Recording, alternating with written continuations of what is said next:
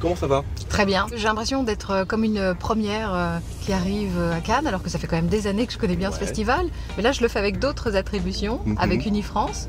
Donc voilà, c'est pas un bizutage, mais tout est nouveau. Donc j'aime beaucoup le fait d'être ici à Cannes et de rencontrer surtout le monde entier. Unifrance, c'est très simple, c'est l'organisme qui s'occupe de la promotion du cinéma français. Donc on part avec un étendard, avec plein de films et avec plein de grands réalisateurs et des acteurs et des actrices françaises, et on va dans le monde entier pour essayer de faire la promotion, c'est-à-dire essayer de faire rayonner le cinéma français. Puis il y a aussi un côté business, essayer de favoriser les exportations. Et puis là, on était sur le pavillon Unifrance, on a croisé Sophie Marceau, hier il y avait Patrick Bruel, Nicole Garcia avant-hier. Enfin voilà, il y a quand même toujours aussi des talents français qui sont avec nous. Donc il y a le côté glamour et le côté business, donc c'est très agréable. Moi, j'y prends beaucoup de plaisir.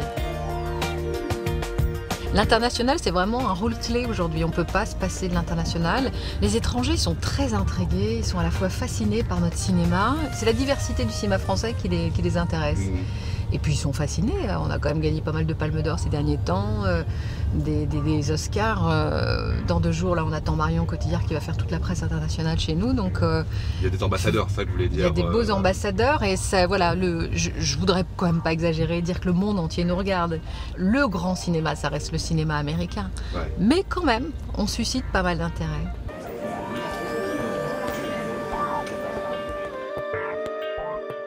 J'ai compté, ça fait 25 ans. J'étais là en 1989 avec un petit jeune homme qui était extraordinaire, qui s'appelait Jean-Luc Delarue, qui n'était pas très connu à l'époque. Et on animait la télé du festival.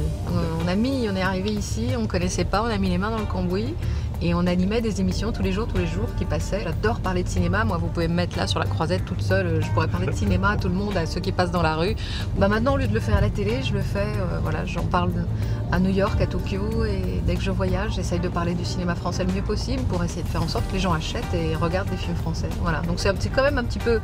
C'est un métier de communication. C'est un peu la même chose. Vous misez sur quel film foncièrement? Quel film français? C'est un peu tôt. C'est un peu tôt pour le dire. Je crois que le film d'Abderrahmane Sissako a fait l'unanimité. Alors c'est vrai que tout le monde parle de lui comme la Palme d'Or. C'est un peu tôt quand même pour faire des pronostics. À la moitié. Mais je trouve que là vraiment c'est une coproduction, c'est une productrice française. On a des chances. On a beaucoup de chance aussi à mon avis avec Gaspard Ulliel qui vraiment est extraordinaire dans le film de Saint-Laurent. Voilà.